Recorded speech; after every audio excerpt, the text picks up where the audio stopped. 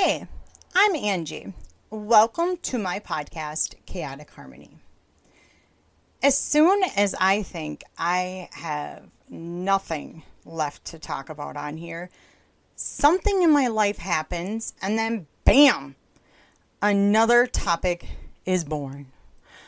All this episode took was a day of icing my right knee religiously and limping around as if I were 80 years old. I almost took out my handy dandy cane, but my pride just simply won't allow it. At least not this early in the season. Give it a few more weeks and that cane might be chilling next to my side of the bed. Just saying.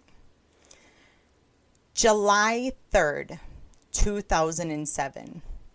A day I will never forget. I was married to my first husband, John, at the time. John was very close to his mother, so we were at her house quite a bit back then. Going over to his mother's house was always refreshing because my children ran off most of their energy playing outside, and I was able to just sit back and watch. That particular day, our children seemed to be having the time of their lives, which to me really meant they weren't scratching their eyeballs out and screaming back and forth at each other. They were jumping around on good old trampoline their grandma set up every year. And for some reason that day, I just wanted to join in and have the fun with them. I couldn't resist the temptation, I guess. And this right here is where I should have stopped myself and assessed the situation. But it's me we are talking about. I don't do that. So, without any hesitation, I climbed up onto that old, rusted death trap that they called a trampoline and jumped around with all four of my children. Good times, good times. My daughter, like the boss she thought she was, stopped all of us from bouncing around after about a few seconds and suggested we play the popcorn game. And if you're not aware of what the popcorn game is while you're on a trampoline, it's where someone is in the middle and the other person is jumping around, making them, pop up. What a great idea, Abigail. Why not? I'm having the time of my life too.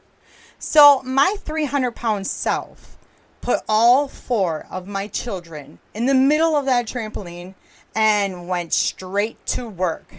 I understood the assignment.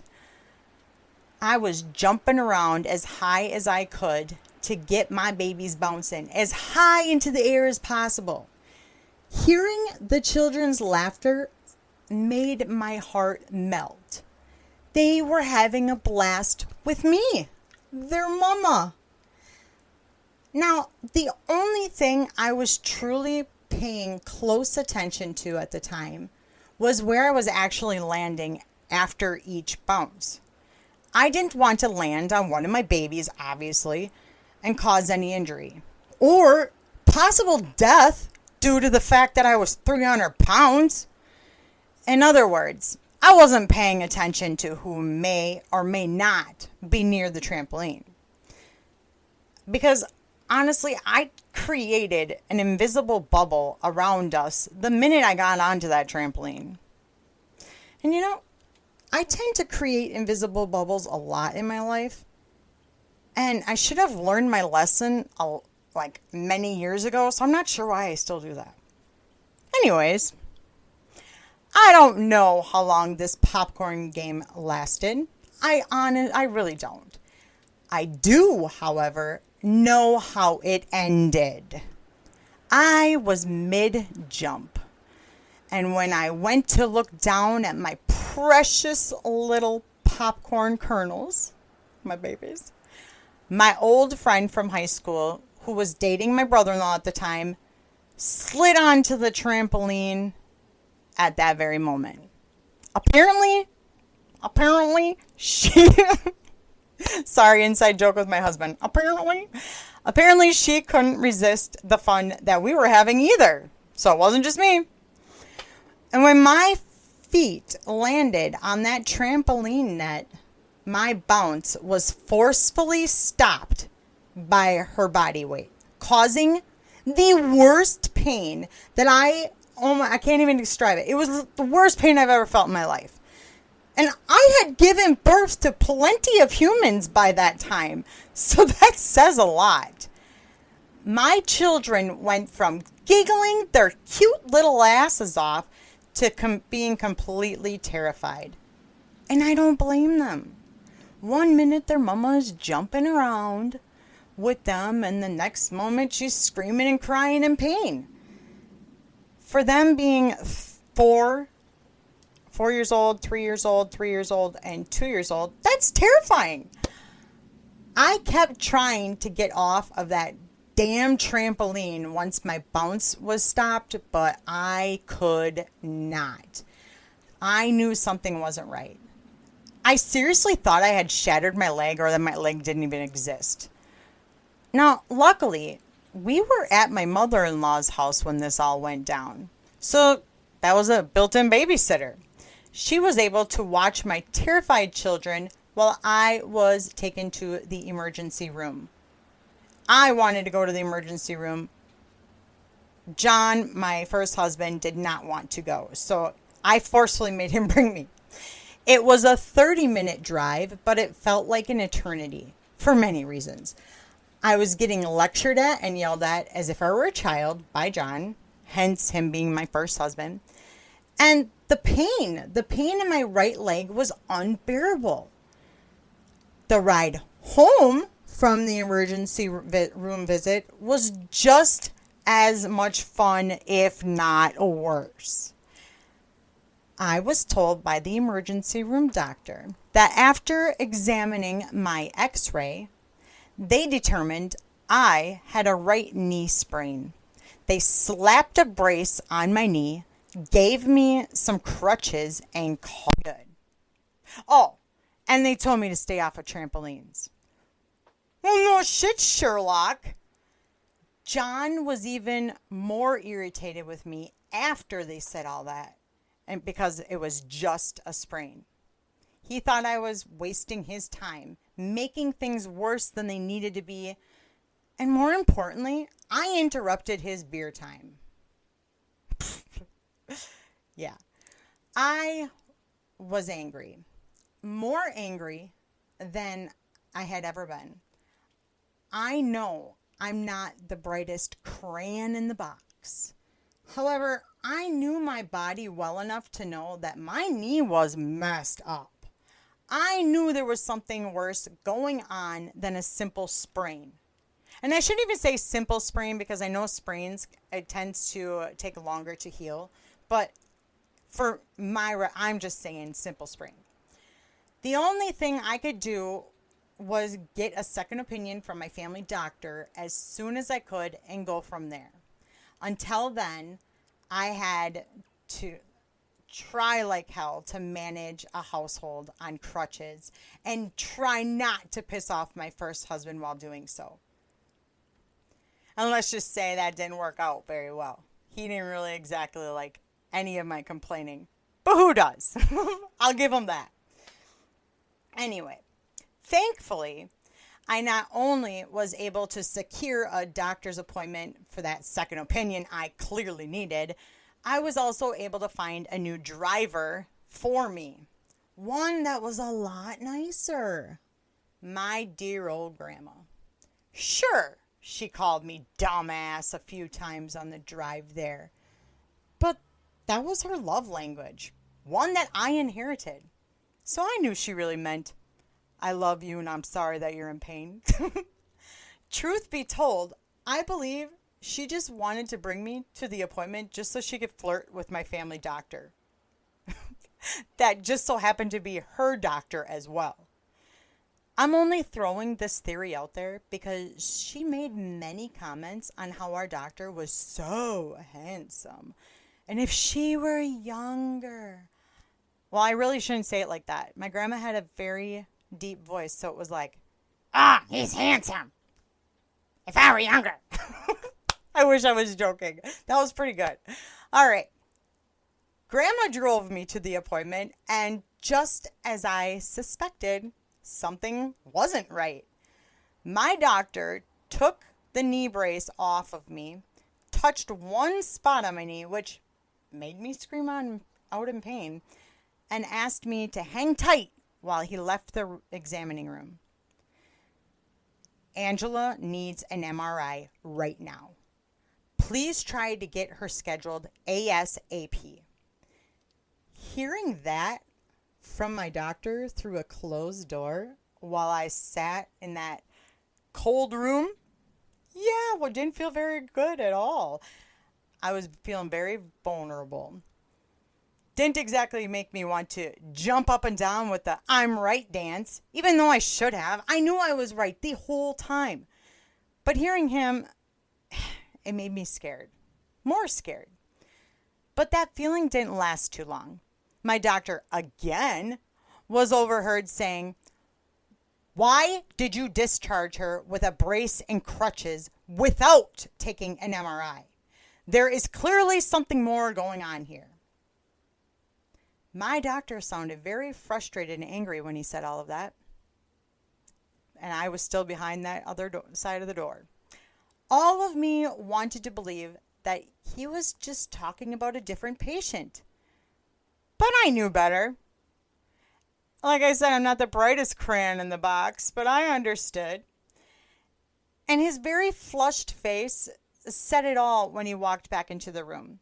He sat down on the small gray-colored circular chair and wheeled himself pretty close to me. I swear when he did that and those wheels were just a-going, I felt my asshole tighten up. Not gonna lie. I mean, the last time he did that to me was when he told me I was pregnant just a few months after I already had given birth to my daughter. So it kind of gave me a little bit of PTSD. Like, I knew I wasn't pregnant or whatever. You know what I mean?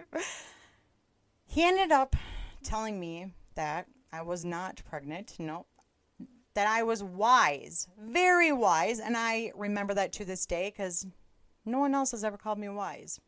So yeah, I was very wise to come in for a second opinion.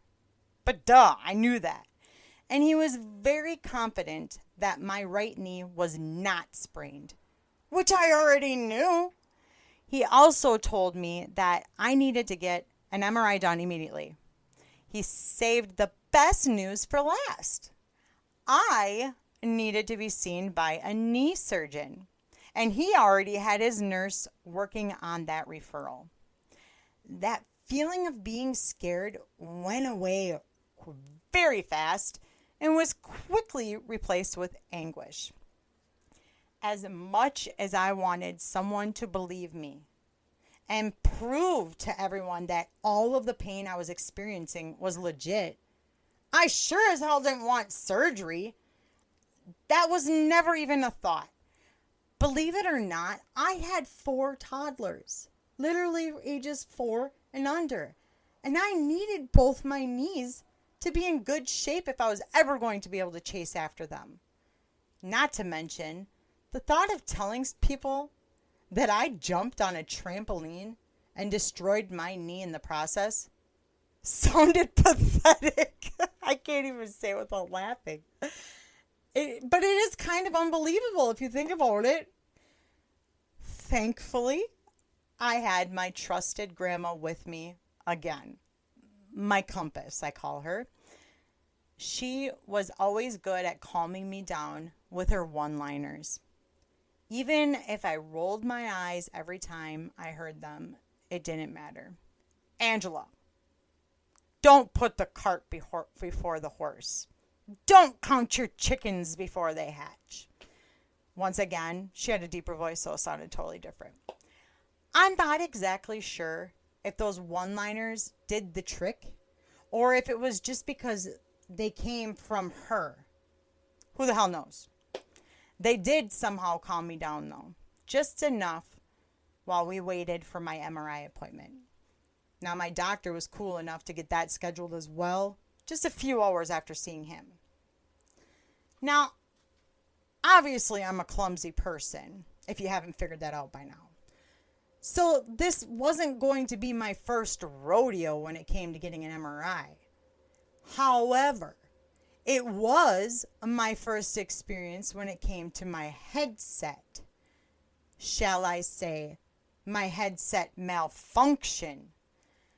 The technician placed the headset on me and asked me, which radio station do you want to listen to, blah, blah, blah. That day, I was with my grandma. I chose country music because she listened to that shit and that was going to calm me down.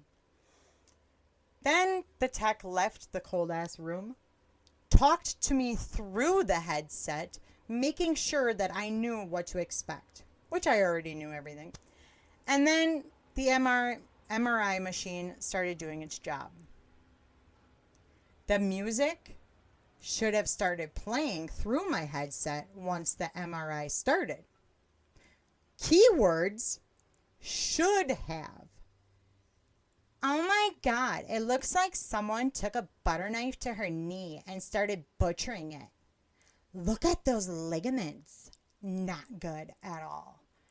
I can't say for sure how long I heard the techs talking while they watched the computer screen that was displaying my beautiful knee, but I can assure you it was long enough for me to know that whatever happened on July 3rd was way worse than I could have imagined. I always, and I mean always, expect the worst case scenario for everything. I cried out to those technicians, I can hear you! My music isn't playing so many freaking times. Then I heard, oops, sorry about that, ma'am. Oh my God, we just did. And then my radio station started playing. Oops, my ass, okay? I laid still for the rest of the MRI. I don't know how, but I was replaying every word those techs said, convincing myself that country music was no longer going to be a part of my life because it was supposed to play, but instead it didn't, and I heard them talk about butter knives to my knee. Yeah. I was regretting all of my life choices at that time, and the phrase I was living by, go big or go home, should have been reevaluated at this time in my life, if not sooner. I wanted to go back to hearing that it was just a sprain. I wanted to actually be wrong for once, which is very odd. But that was never going to happen. From that day forward, well, I'd love to sit here and say I changed my outlook on life, but I haven't. I still go by go big or go home. Don't ask me why. I'll give you an excuse. It's not a good one. It's because I just don't like to change. The next step in my beautiful journey of mine was meeting the knee surgeon I was hooked up with. That sounds so wrong, but I'm leaving it at that. The one that I quote, I may or may not need, depending on the MRI results. But let's be honest here. I didn't really need the damn results to know that this surgeon was going to be a part of my life. The beautiful techs made that very clear for me. I just needed to know how bad it was, what the surgery was going to be like, and what was next. My grandma, bless her heart, turned into my personal chauffeur at this point. I never even asked her for that. She appointed herself into that role. And I loved her for that. I was incredibly thankful for all of her love and support. With that being said, she met my knee surgeon and instantly turned into a horny 14-year-old girl at a One Direction concert. And I'm not even bullshitting you. I would not bullshit a bullshitter. Making the whole situation hard to even take seriously. And not to mention, it was fucking awkward on the doctor's end of the deal and mine because I had to watch it. I would love to say that it was super embarrassing. However, I grew up with her. I turned into her. So I'll settle with saying she made my first appointment with my surgeon very lighthearted, and I may or may not have peed a little from laughing so hard. Now you may be asking, what did your sweet grandma really do to be compared to a horny teenager, Angela? Well, please allow me to share. Grandma and I were in the examining room, waiting patiently for the appearance of my possible future knee surgeon. I was sitting on the bench/table thingy with my right knee extended, while Grandma, bless her heart, made herself comfortable on one of the chairs next to the door. I was visibly nervous, so Grandma was doing what she did best. She tried to keep me distracted from what was actually going on. And it was working. It really was. Then the door of the examination room swung open, kind of taking Grandma by surprise. A middle-aged man wearing a cowboy hat, cowboy boots, and a nice pair of jeans walked into the room, holding on to my medical chart. My grandma's wet dream. Oh, yeah, she loved all those country singers. A gasp came from my grandma's direction, loud enough for the cowboy-looking surgeon to look up from my chart and smile, and then shake my grandma's hand. He then turned towards me and introduced himself, somehow ignoring the fact that Grandma appeared to be drooling over him. I had to actually look at her and do the mom look that I give my children now. I can't exactly show you, but maybe you'll see it in your head. It's the no look that you do without actually saying the words. She was making the already small room feel even smaller. The doctor didn't let this shit faze him. He went right to business. Thank God. He took my knee brace off, played around with my knee. Oh my God. Just take me out of my fucking misery when he did that. And then went back to looking at my chart. He started to talk about the results from my MRI, but realized he was missing something that was supposed to be in my chart. So he had to leave to go quickly find it. He very politely excused himself from my room. When he was shutting the door, my grandma, bless her heart, took it upon herself to verbally express how hot he was. I'm going to ruin my knee, Angela, so he can play with me. While she slid, oh gosh, sorry. While she slid one of her legs onto the other chair's armrest. She was stretched out. Yeah, she was literally sitting there spread eagle. No joke. Thankfully, she was fully clothed. I couldn't stop laughing. Obviously, it still kills me now. Because, I mean, honestly, would you be laughing?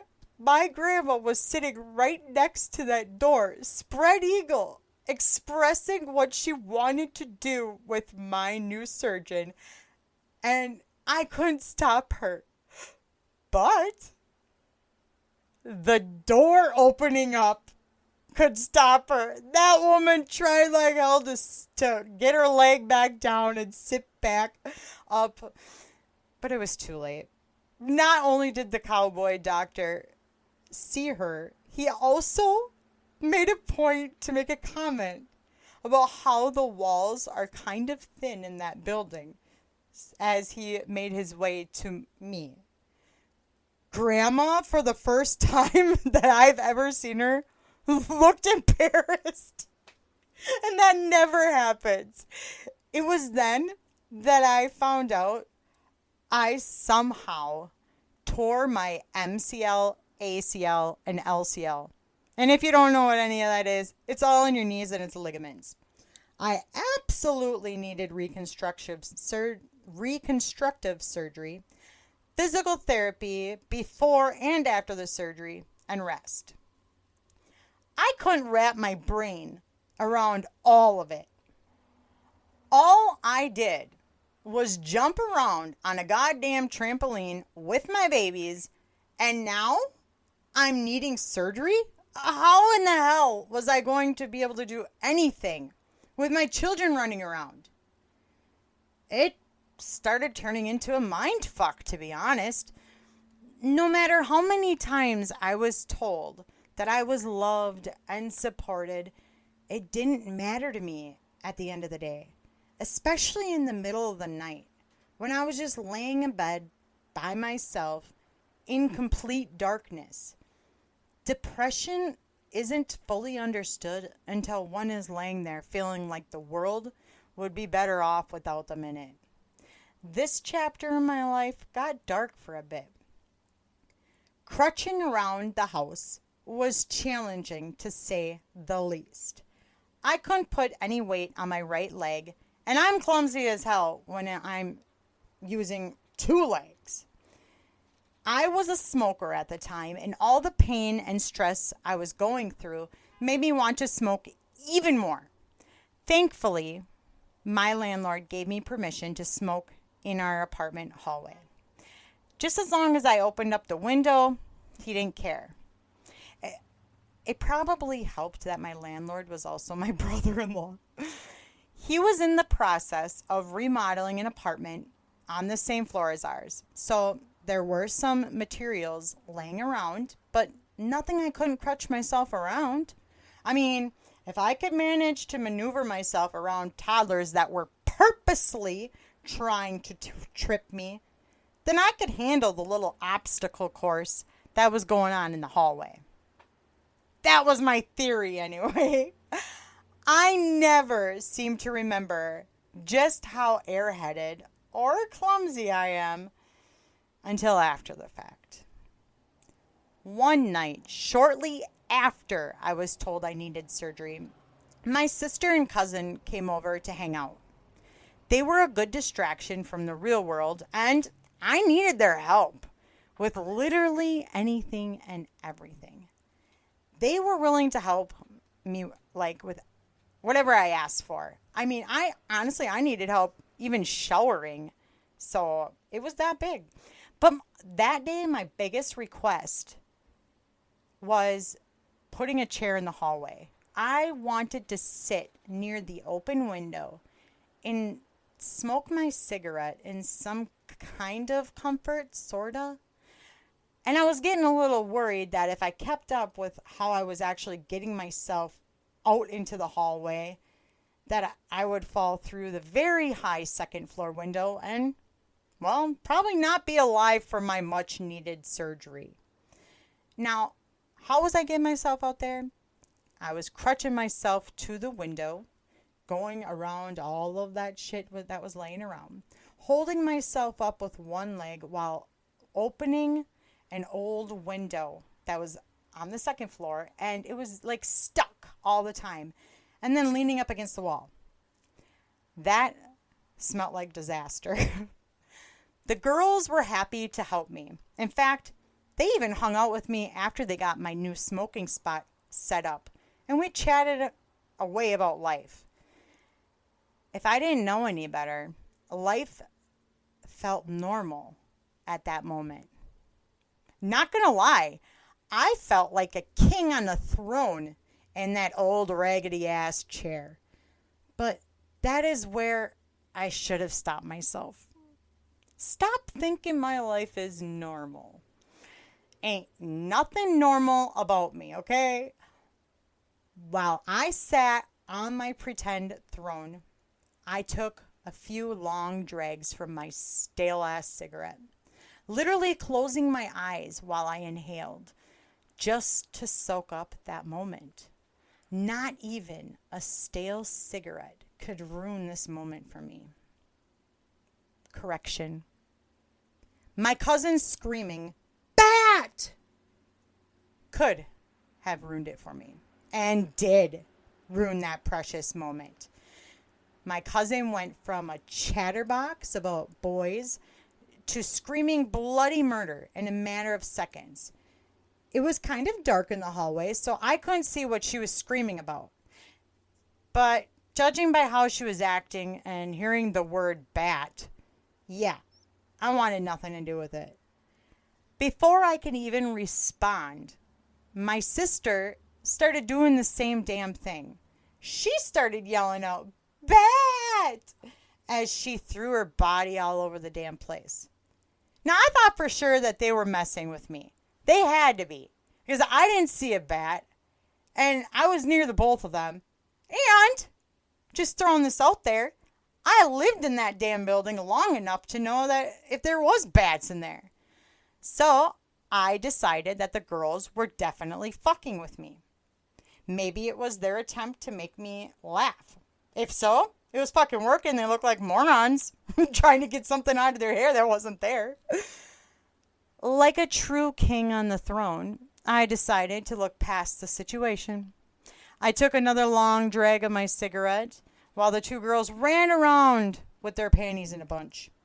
I literally tilted my head back, lifted that stale-ass cigarette to my lips, closed my eyes, took a long drag, and listened to the background noise, which was the girls, by the way.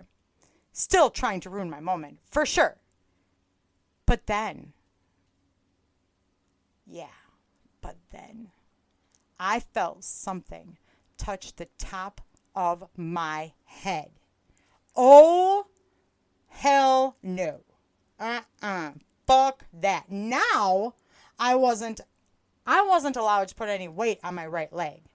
Even if I was allowed to, I couldn't. I was in a long knee brace that was not able to bend whatsoever. So I couldn't just go from sitting to standing easily or quickly. And my only source of transportation was my crutches that were up against the wall near the window. How in the hell was I going to get to safety? Because I was in denial, I didn't take the girls seriously. The girls, by then, once I had figured out there was a bat there, had already gone back into my apartment without me. I don't blame them. They were kind enough to yell out to me through the screen door, like, "We told you! Hurry up! We will open the door for you." Thank you, girls. I honestly thought they forgot about my injury. There was never going to be a hurry up moment with that damn brace on my injury.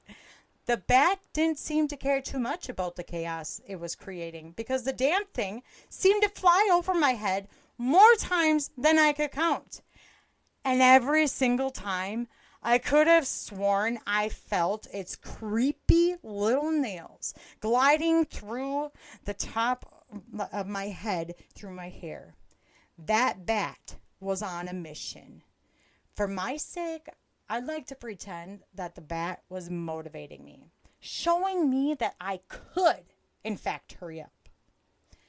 I got up from my throne, grabbed my crutches, attempted to secure them under each arm, and tried like hell to get to the screen door. My sister and cousin were standing on the other side of that door, still yelling out encouraging words. "You got this!" But my sister, "Oh my God, it's going everywhere!" I was determined to escape. So determined that I forgot about the little obstacles that were in my way. So imagine my surprise when my left crutch slipped on something and I lost all my balance. I was close enough to the wall and window to kind of catch my fall. I'd like to note here that the girls didn't come out to rescue me until they saw the aftermath of my spill. My right hand caught a rusty nail that was hanging out on that old windowsill while I tried to brace myself from falling. That is when the girls decided to rescue me. Both of them ran into that hallway, yelling out to each other which side of me they were going to handle. And just like that, I went from feeling like a crippled king on my throne to a hot, bloody mess. And I needed stitches. I am 100% sure on that. But at the same time, I was sick of going to the doctor's office or the emergency room. So I just listened to my landlord, my brother-in-law, and I got super glued up. Who would have thought that my split-second decision to jump on a trampoline would have turned into the shit show that it was? Not me, that is for goddamn sure. Well, actually, that's not true. Whatever's going on in my life is always a shit show. Fun fact. My children were mocking me on how I was walking. I should say crutching. But also in my knee brace. One of them would not stop mocking me. And we actually started to think he had a problem with his leg. To the point where we took him to the doctor. I mean, he kind of did have a problem. It wasn't his leg. It was that he was trying to mock me so much that he was taking it to a whole new level. Talk about dedication. Next thing you know, 'twas the night before my surgery, and I was sleeping overnight at my grandma's house. I laid there for hours, just reminiscing about all of the other nights I had slept there when I was growing up. Grandma's house was my safe space, my comfort zone, and somehow it transformed into more. Grandma's house became the place I went to whenever I needed to go to the hospital. I stayed there the night before my daughter was born, the night before my twins were induced, and I would have spent the night there when my fourth child was due. However, I thought it would be cool to dance and swing my hips very close to my due date. Wasn't cool. I went into labor right then and there at my mom and dad's campsite. I may or may not have stayed at my grandma's house at that time, but she was the one that rushed me to the hospital. So yeah, my childhood safe space turned into my pre-hospital visit space throughout my adulthood. But I can't complain for one single second. Grandma always was there to offer me anytime I needed there for my pre-hospital visits. She always wanted me to feel loved and supported. In fact, she tried helping my cowboy doctor by writing on my left knee, the good one I had. She wrote on there with a permanent marker, "Not this knee." And I kind of think I had a hand in that, I guess you could say, because I woke her up a few times in the middle of the night crying out, "Not that knee," while I was like sleeping, or I would call that a nightmare, I guess. She was just reassuring me that they wouldn't fuck up if they saw the message she wrote. And to be honest, once she wrote that on my good knee, I did feel better and I slept. To my surprise, the cowboy doctor, who was dressed as if he were ready for surgery, didn't care for the reassurance Grandma had given me the night before. Apparently, apparently, he makes his own marks on the spots he's going to be working on right before surgery. So, yeah, Grandma messed that up a little bit. But like we knew. Grandma turned beet red as he explained everything to her. She just couldn't hide the fact that she thought he was good looking. The woman I watched boss around everyone when I was younger turned into a completely different woman every time she saw this man. Unbelievable! And she had the balls to ask him where his cowboy boots were, because he was all dressed up for surgery. He stared at her, shook his head, and left my pre-op room. I felt embarrassed for her after that. However, before I could even say anything, she blurted out loud enough for him to hear. She hopes she hurts her knee, so that he can be her doctor. What the fuck, Grandma? Didn't you learn the first time? I was scared as fuck, and my grandma was over there flirting, making me wonder, like, is she using me to get to him because she knows I'm the clumsy one? So that's why I had so many hospital visits, because she needed to flirt? Just kidding, I think. My surgery didn't go as well as anticipated, but I was going to live and be able to walk after I finished healing. And I'm not going to bore you with all of the challenges I faced after surgery, but I will say I would rather give birth naturally all over again 100 times, for more than 100 times, than deal with all of that. After it was all said and done, I had lost like 20% of my LCL and 30% of my MCL because they didn't heal correctly, so they had to cut it out and all that. And I got a cadaver to replace my ACL. My cowboy surgeon said I may need some more work done in the future, so yeah. My knee did not look the same or feel the same, but it was my knee. I was going to be whole again. Now let's fast forward. I have had surgery on the same knee in 2015. I was diagnosed with major arthritis, and I have a lot of bone-on-bone action going on in there.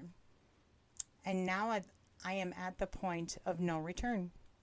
The only surgery I will be getting next on my knee is a total knee replacement. And I cannot wait for it, believe it or not. I was told in 2019 that I had a knee that looked like it was about 80 years old. But I am too young for that much needed replacement. So every once in a while, I go and get a procedure done that's like a nerve block so I can't feel the pain. My knee is still horrible, but I just can't feel it. And I'll keep doing that until I'm old enough for that titanium. Fun fact number 2. When I told my husband, Tony, about my knee injury when we were dating and how I had like a cadaver for an ACL, he didn't seem grossed out. Instead, he asked me a weird question.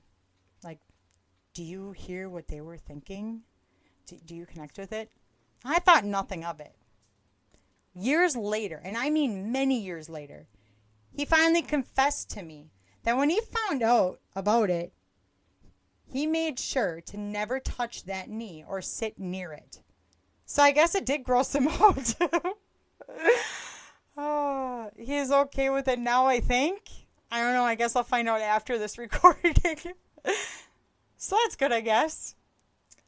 Now, I wanted to share my not so fun yet kind of funny journey with you because there are times where I wonder if I am the only one that is limping one day and walking fine the next, making my neighbors look at me like I'm off my rocker.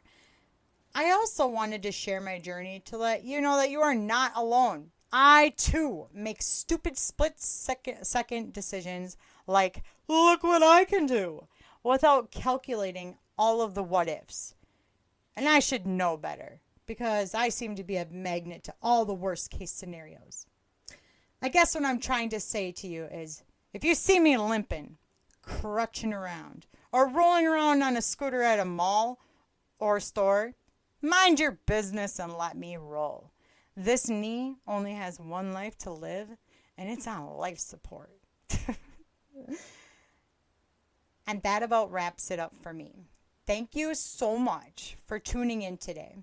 If you would like to help me along this journey, all you got to do is click on the support the show link and go from there. You can also find my podcast on my Facebook page, Chaotic Harmony. And last but not least, go out there and embrace the weird. And God damn it, make normal feel boring. Bye.